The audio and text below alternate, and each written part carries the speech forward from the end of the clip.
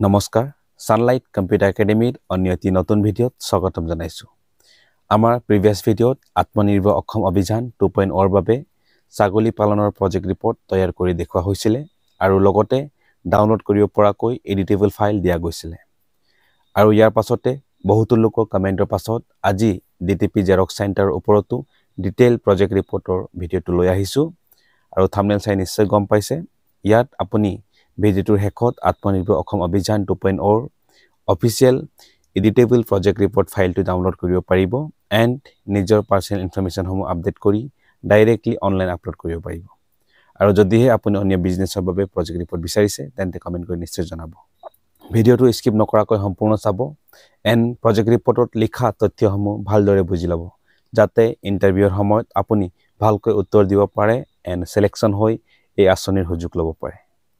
যদিহে আমাৰ চেনেলটো এতিয়ালৈ সাবস্ক্ৰাইব নাই কৰা তেন্তে চেনেলটো সাবস্ক্ৰাইব কৰিব আৰু লগতে নটিফিকেশন বেল আইকন অন কৰিবলৈ নাপাহৰিব ইয়াৰ দ্বাৰা আগলৈ এনে ধৰণৰ সম্পূৰ্ণ আপডেট সময়মতে পাব গতিকে মই আত্মনিৰ্ভৰ অসম অভিযান 2.0 ৰ অফিচিয়েল এডিটেবল প্ৰজেক্ট ৰিপৰ্টখন ওপেন কৰি থৈছো আৰু ইয়াত চাব পাৰে এখন প্ৰজেক্ট ৰিপৰ্ট হৈছে ডিটিপি জেৰক্সৰ কাৰণে যত আমাৰ টোটাল প্ৰজেক্ট কষ্ট হৈছে 2,20,000 টকা তো এইখন 2,20,000 টকা আমাৰ টোটাল প্ৰজেক্ট হৈছে যত কি 1 লাখ रुपीस আপোনাৰ সাবসিডি থাকিব সৰকাৰৰ পৰা এণ্ড 1,20,000 টকা আপোনাৰ বেংকৰ পৰা লোন দিয়া হ'ব তো আমি তলৰ স্ক্ৰল ডাউন কৰিছো প্ৰজেক্ট এট গ্ল্যান্সত আমি চাইছো তাত এক নম্বৰ আমি গম পাইছো নেম অফ দা এন্টাৰপ্ৰেনিয়ৰ যেহেতু আপুনি মই যদি প্ৰিভিয়াছ ভিডিঅ'খন চাইছে অলৰেডি গম পাইছে মই গতিকে অপচনখন ধুনীয়াকৈ দি থৈছো আপোনালোকে জাস্ট যদি মোবাইলৰ পৰা কৰিব বিচাৰিছে মোবাইলৰ পৰা আপুনি এডিট কৰিব পাৰিব এণ্ড যদি ল্যাপটপৰ পৰা আপুনি কৰিছে ধুনীয়া ডাউনলোড কৰি পেলাই আপুনি ডাইৰেক্টলি নিজৰ নাম হলনি কৰি ইয়ৰ নেমৰ প্লেছত আপুনি নিজৰ নাম লিখিব পাৰিব তো তেনেধৰণে কনস্টিটিউশন যদি লিগেল স্ট্যাটাস হয় এখন ইন্ডিভিজুয়াল আছে এনে ধৰণে স্কিপ কৰি দিব নেক্সট নিজৰ ফাদাৰ্স নেম বা স্পাউস নেমখন আপুনি টাইপ কৰিব তো যিসকলে মেৰিড হয় তেওঁলোকে নিজৰ হাজবেণ্ড নেম বা ওয়াইফ নেম ইয়াত মেনশন কৰিব পাৰিব বা যদিহে ম্যাক্সিমাম ফাদাৰ্স নেম দিম বুলি ভাবিছে পুৰুষ মেল সকলে তেওঁলোকে ইয়াত ফাদাৰ্স নেম টাইপ কৰিব পাৰিব নেক্সট নিজৰ কন্টাক্ট ডিটেইলছৰ ডিস্ট্ৰিক্টৰ নেম মেনশন কৰিব যেহেতু মোৰ ধেমাজি ডিস্ট্ৰিক্ট হয় তো মই ধেমাজি মেনশন কৰিছো এণ্ড মোৰ এলএসি লেজিসলেটিভ এসেম্বলি কনস্টিটিউয়েন্সি মোৰ জুনাই হয় তো এখন মেনশন কৰিছো তো আপোনালোকে নিজৰ অনুসৰি ইয়াত গতিকিনে আপডেট কৰি ল'ব এণ্ড নিজৰ ব্লগ দি দিব ইয়াতে নিজৰ ভিলেজৰ নেম দিব নিজৰ পোষ্ট অফিসখন দিব ইয়াত গতিকিনে ধুনীয়াকৈ আপুনি চাব পাৰে ইয়াত মই এক্সাম্পলৰ হৈতে দিছো sample@gmail.com মোবাইল নম্বৰ এনে ধৰণে তো এখন সকলে ইজিলি এখন কৰিব পাৰিব তো গতিকে এখন আপোনালোকে নিজৰ আপডেট কৰি ল'ব তো ইয়াতো নিজৰ ডিস্ট্ৰিক্টখন লোকেশন অফ দা ইউনিট যত আপুনি বিজনেছ আৰম্ভ কৰিম বুলি ভাবিছে হয়তো আপোনাৰ সেম এজ আপোনাৰ যিটো নিজৰ পাৰ্মানেন্ট এড্ৰেছ এখন হ'ব পাৰে বা কিছুমানৰ ক্ষেত্ৰত ডিফাৰেন্টও হ'ব পাৰে তো এনে ধৰণে আপুনি নিজৰ এড্ৰেছসমূহ আপডেট কৰি ল'ব নেক্সট নিজৰ বেংক একাউণ্ট নম্বৰখন আপডেট কৰিব ইয়াত এণ্ড বেংকৰ ব্ৰাঞ্চৰ লোকেশনখন আপডেট কৰিব আইএফএসচি কোডখন দিব এণ্ড এখন সেম এজ ইট ইজ থাকিব এনে ধৰণে আপোনাৰ প্ৰজেক্ট কষ্টখন সেম 2,20,000 টকাই থাকিব নেক্সট আপোনাৰ মই কৈলো অলৰেডি 1 লাখ টকা গভৰ্ণমেন্ট সাবসিডি থাকিব এণ্ড 1,20,000 টকা বেংক লোন থাকিব নেক্সট মই তললৈ গৈছো আপোনাৰ যোনটো পেবেক পিৰিয়ড থাকিব টোটাল 5 বছৰৰ ভিতৰত আপুনি এখন দিব লাগিব লোন যোনটো আপোনাৰ 1,20,000 টকা থাকিব তো নেক্সট আপুনি বেকগ্ৰাউণ্ড সমূহ একো চাব নালাগে এখন চেঞ্জেছ নকৰিলে হ'ব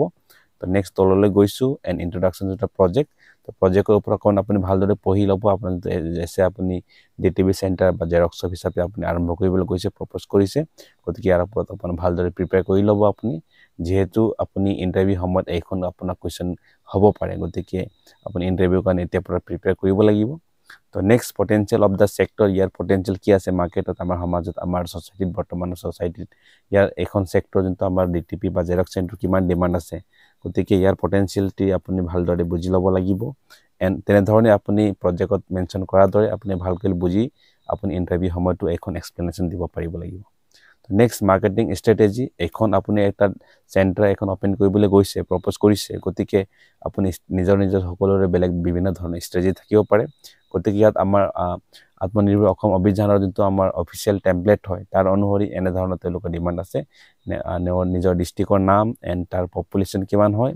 তো existing number of DTP and photostat shops কিমান আছে আপোনাৰ আচলতে এইটো ডিস্ট্ৰিক্ট বুলি দিছে তেওঁলোকে আচলতে এইটো এৰিয়া বুলি লিখা হ'লে বেছি ভাল হ'লে হয় তো আমি যদি বিচাৰিছো ইয়াত এৰিয়া বুলি আপোনালোকে চেঞ্জেছ কৰি লিখিব পাৰিব তো আপোনাৰ এৰিয়াত কিমান আপোনাৰ ফটো ষ্টেট বা ডিটিপি কৰা চেণ্টাৰসমূহ আছে তো মই জাষ্ট লিমিটেড লিখিছো আপুনি 20-30 কিমান যদি মেনশন কৰিব বিচাৰিছে সেইখনো নাম্বাৰ আপুনি মেনশন কৰিব পাৰিব next estimated annual average business done by DTP photo centre তো আপুনি এনে এবাৰ এনালাইজ কৰি চাব মাৰ্কেটত এটা ডিটিপি বা জেৰক্স চেণ্টাৰে বছৰত কিমান টকা উপাৰ্জন কৰিব পাৰে এভাৰেজ। তো আপুনি আপোনাৰ অনুসৰি আপুনি লিখিব পাৰে। মই জাষ্ট মোৰ এটা এনালাইচিছ অনুসৰি মই 5 to 7 লাখ লিখিছোঁ। তো আপোনালোকে এখন চেঞ্জেছ কৰিব পাৰে। Next number of important government offices institute of higher education. তো আপোনাৰ এৰিয়াত গভৰ্ণমেণ্ট অফিচেছ বা ইম্পৰ্টেণ্ট তেনেধৰণৰ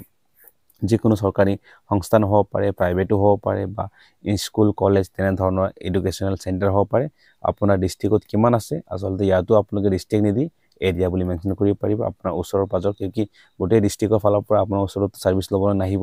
তো আপোনাৰ ওচৰ পাজৰ যিকোনো অফিচেছ আছে, স্কুলছ আছে, তো তেনেধৰণৰ কিমান আছে, মই জাষ্ট 50+ বুলি লিখি দিছোঁ। তো আপোনালোক কিমান হ'ব পাৰে, 10 হ'ব পাৰে, কলেজ 4-5টা থাকিব পাৰে, অফিচেছ থাকিব পাৰে, বেংক থাকিব পাৰে। তো তেনেধৰণৰ আপুনি ইম্পৰ্টেণ্ট ইনষ্টিটিউশ্যনসমূহ কাউণ্ট কৰি ল'ব। তো 10-20 কি হয়, আপুনি জাষ্ট 10+, 15+, 5+ তেনেধৰণে মেনশ্যন কৰিব। Next process of the business, এখন আপুনি নিজে জানি ল'ব কেনেকৈ হ'লে আপুনি বিজনেছখন প্ৰচেছ কৰিব পাৰিব। তো চিলেকশ্যন অফ প্ৰিমিচেছ, কেনেকৈ ক'ত যাব লাগে, আপুনি নিজে এখন ষ্ট্ৰেটেজিখন আপুনি জানেই, নিজৰ সকলো ষ্ট্ৰেটেজি আছে। তো ইয়াত একবাৰ আপুনি পঢ়ি ল'ব। ইয়াত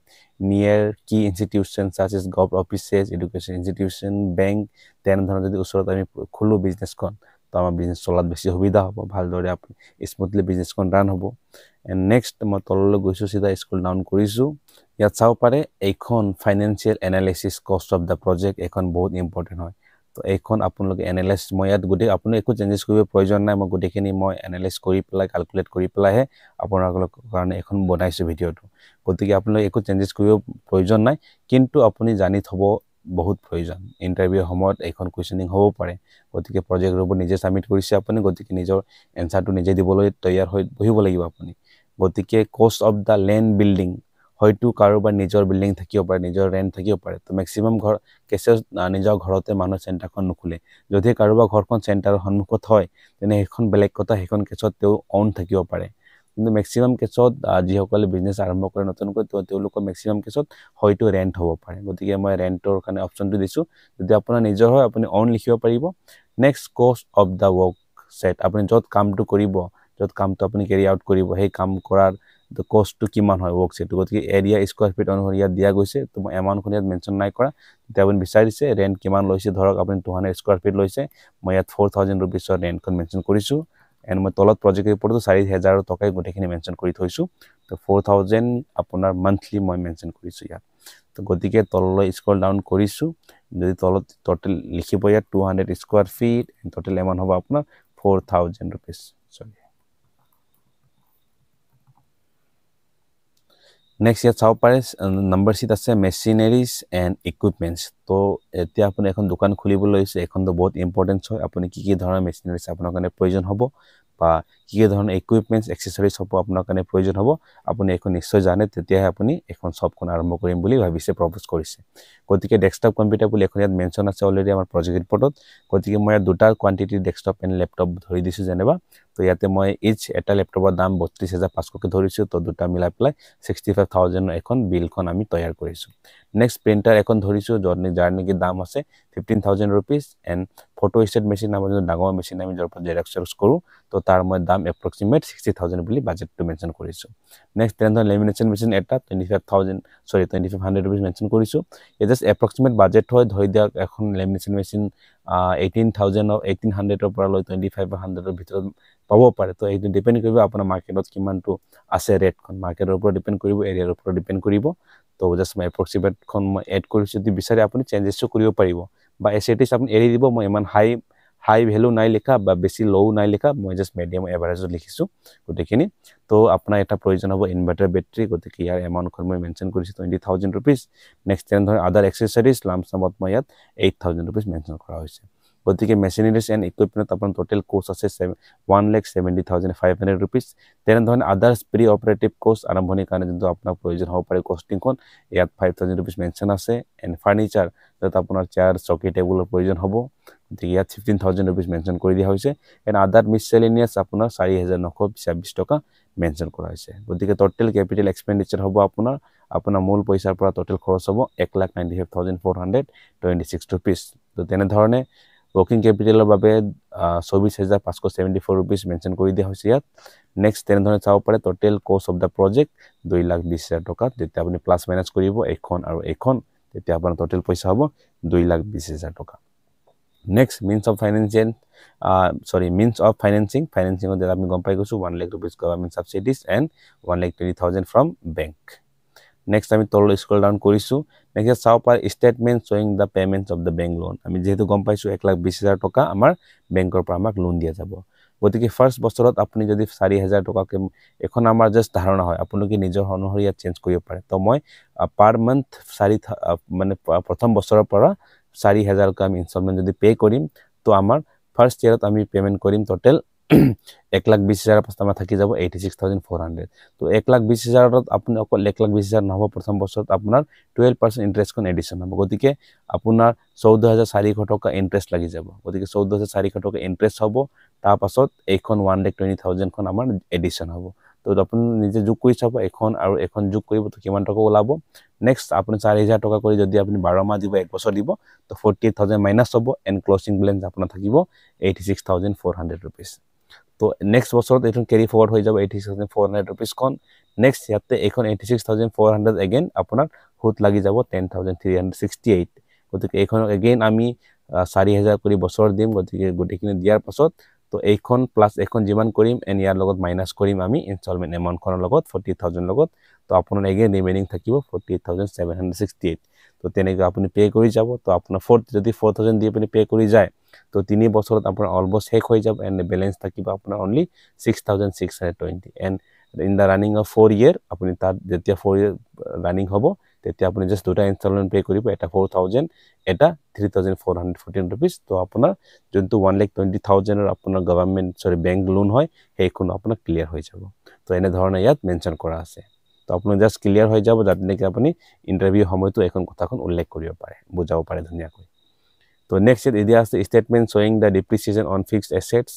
তো আপুনি চাক ওয়ার্ক সেট বুলি দিয়া আছে ওয়ার্ক সেটত কোনো ধৰণৰ এমাউন্ট মই মেনশন নাই কৰা এখন 00 বিকজ ওয়াৰ্ক সেটটো আপোনাৰ নিজৰ নহয় যত আপুনি কাম কৰে এখন নিজৰ নহয় ৰেন্টত লৈ থৈছে মই তেনে ধৰণে মেনশন কৰিছো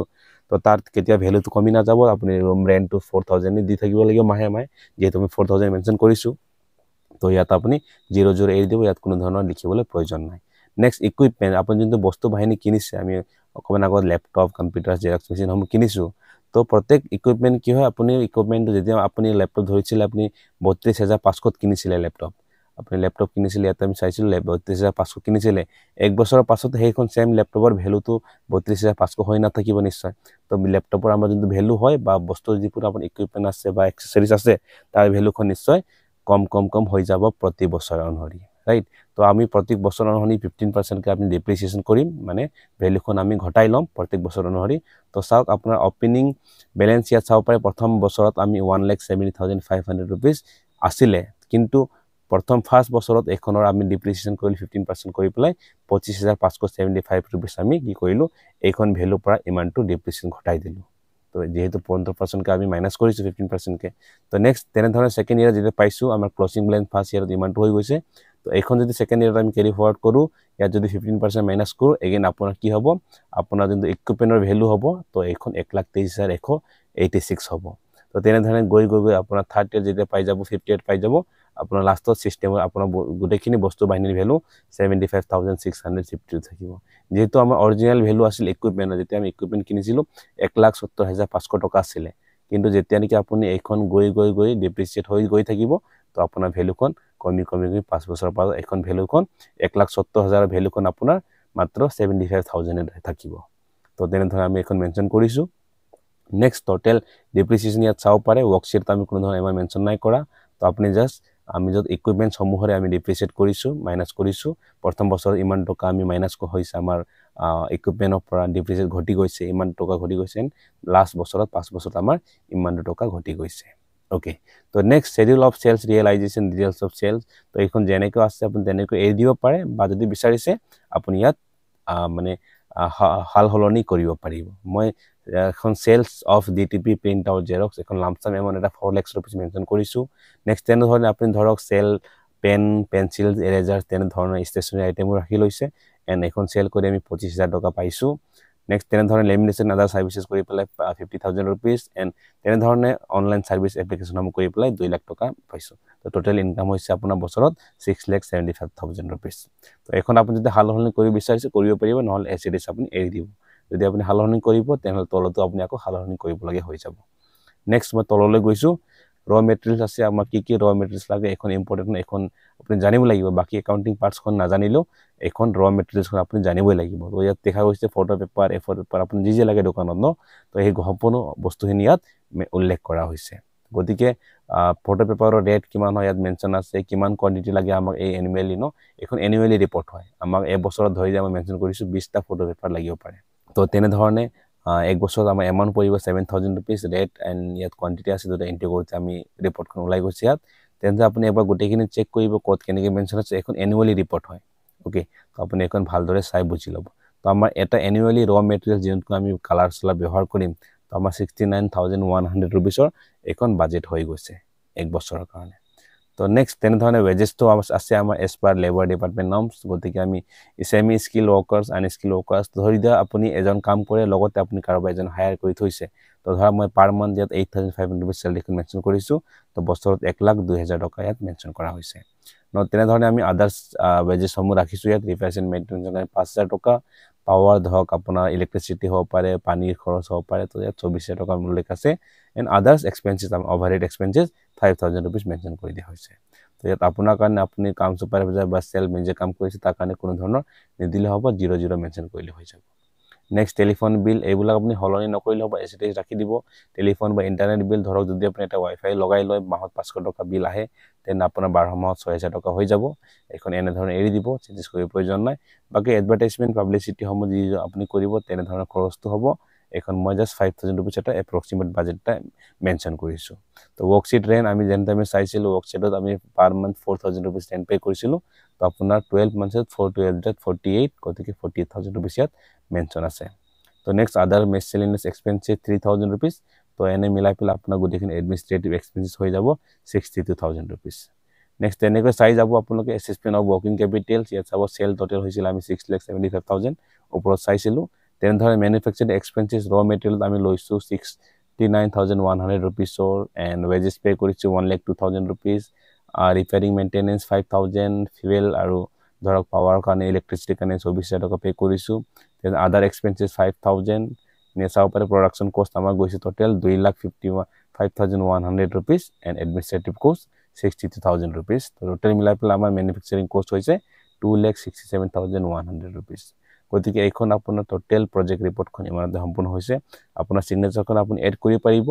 বা সিগনেচাৰখন এড কৰি পেলাই ডাইৰেক্টলি আপুনি আপলোড কৰিব পাৰিব নহলে যদি আপুনি সিগনেচাৰখন এড কৰিব নকৰাকৈ কৰে তেনেহলে আপুনি প্ৰিন্ট আউট লৈ ল'ব লাগিব এণ্ড ওপৰৰ পৰা সিগনেচাৰ কৰি স্ক্যান কৰি আপলোড কৰিব লাগিব